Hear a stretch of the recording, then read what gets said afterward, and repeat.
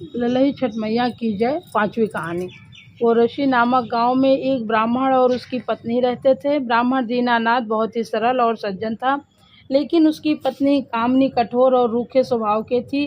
दीनानाथ अपनी पत्नी के स्वभाव के कारण विशेष परेशान नहीं था, लेकिन उसे एक बात हमेशा चुभती रहती थी कि उसके कोई संतान नहीं है। वास्तव में कामनी ब्राह्मण वो होकर भी पूजा पाठ, व्रत, उपवास आदि नहीं करती थी। इसी तरह से कई साल बीत गए। दीनानाथ गांव के बच्चों को बहुत प्यार करता था, उन्हें उनकी पसंद की चीज़ें लाकर देता रहता था। एक बार दीनानाथ अपने गांव के एक गरीब बच्चे को मीठी गोली टॉफ़ी दे रहा होता है कि अचानक कामनी वहां आ जाती है और बच्चे से गोली छीन लेती है।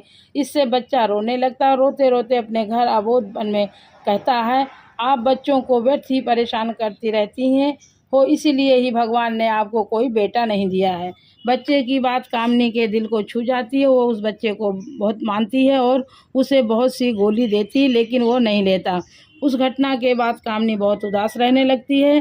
गांव की औरतों को जब पता चलता है कि वो उससे मिलने आती है तो समझाती है कि तुम दुखी मत हो, अभी कुछ दिन बाद हलछठी का व्रत आने वाला है। तुम भी उस व्रत को करना, माता जी जरूर तुम्हारी इच्छा पूरी करेंगी। औरतों के समझाने से कामनी बदलने लगती है।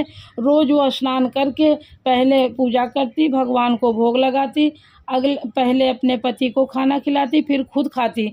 इस तरह उसकी दिनचर्या आदि। कुछ दिन बाद हलछठी व्रत का दिन आता है। गांव की औरतों के साथ वो भी नियम पूर्वक व्रत करती है।